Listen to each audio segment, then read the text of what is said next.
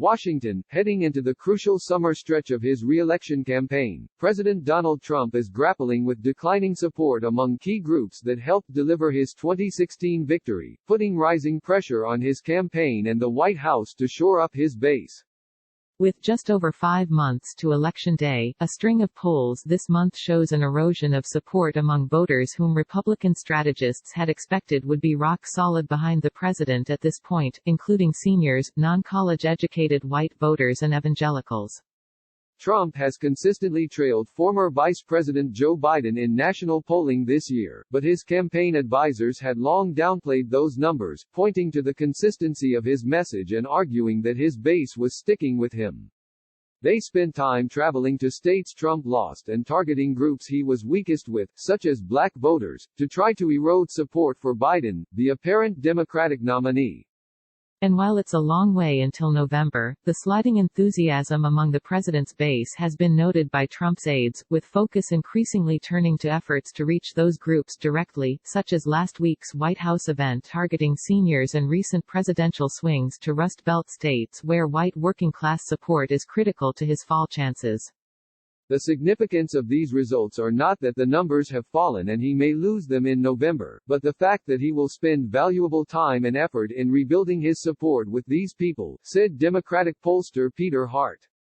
It will drive him that much harder in working on his base and rejuvenating his support with rallies. Key to Trump's 2016 victory were white male voters, particularly those without college degrees, among whom Trump outperformed past Republican presidential candidates. The president has spent much of the past 3 years targeting the group with his policies and his messaging, touting trade deals with China and Mexico, strict immigration measures and progress on a southern border wall.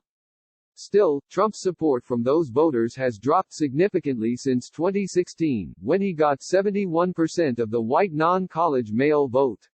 Now, 64% of white men without college degrees said they plan to vote for Trump, according to a survey released last week by Quinnipiac University.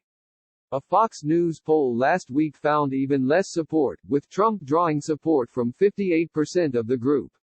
There has been a similar trend among white voters with college educations. Trump's support from white men with college degrees has dropped from 53% to 44%. Among white college-educated women, it fell from 44% to 29% in an NBC News, Wall Street Journal survey in April. Download the NBC News app for breaking news and politics. Trump's support has also declined among a group that had been one of the firmest pillars of the Republican Party, evangelical voters. While he still has a commanding lead among that group, it, too, has narrowed. In a national poll by Fox News this month, 70% of evangelical voters said they plan to vote for Trump. That compares to 81% in 2016, according to exit polling. From March to April, Trump's approval among white evangelicals fell by 11 points, the Public Religion Research Institute found. Trump also dropped by 12 points among white Catholics and 18 points among mainline Protestants, the survey found. Trump campaign communications director Tim Murtaugh dismissed the poll numbers, saying the campaign's internal data show the president in solid shape in all of our key states. The campaign told surrogates this month that its internal polling in 17 states it is targeting showed Trump closing the gap against Biden, from a 9-point deficit 3 weeks ago to tied at 48%, according to an email obtained by NBC News. Americans know his record on building a great economy and know he is the one to lead us to that position again, Murtaugh said. Evangelicals know that he is the best pro-life president in history.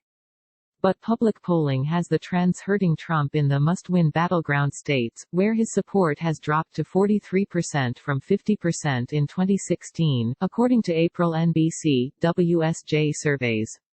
Trump's weakening appeal with seniors following his response to the coronavirus is hurting him particularly hard in Florida, where 21% of voters are 65 and older. In 2016, Trump won the senior vote in the state by 17 points over Hillary Clinton, but he leads Biden among that group by just 4 points, according to a Florida Atlantic University poll this month.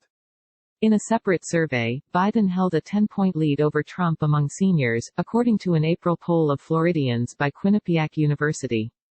The president's campaign advisors have also grown increasingly concerned about Arizona, once a solidly Republican state viewed as a must-win for 2020, where Trump is being hurt by his falling support among suburban voters and low approval among Hispanic voters, a White House official said.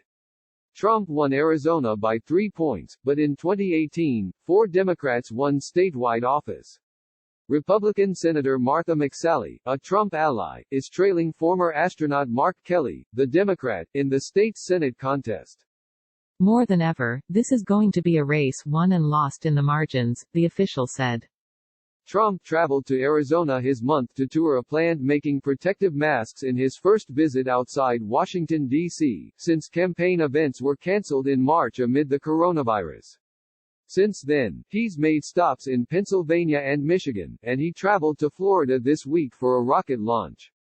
In Washington, the White House has already been targeting its messaging toward trying to win back some of those groups. Last week, Trump said he wanted all churches opened immediately and threatened to override governors who kept restrictions in place.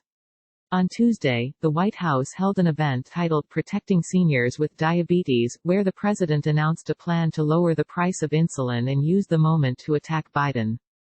"I hope the seniors are going to remember it," Trump said at the Rose Garden event.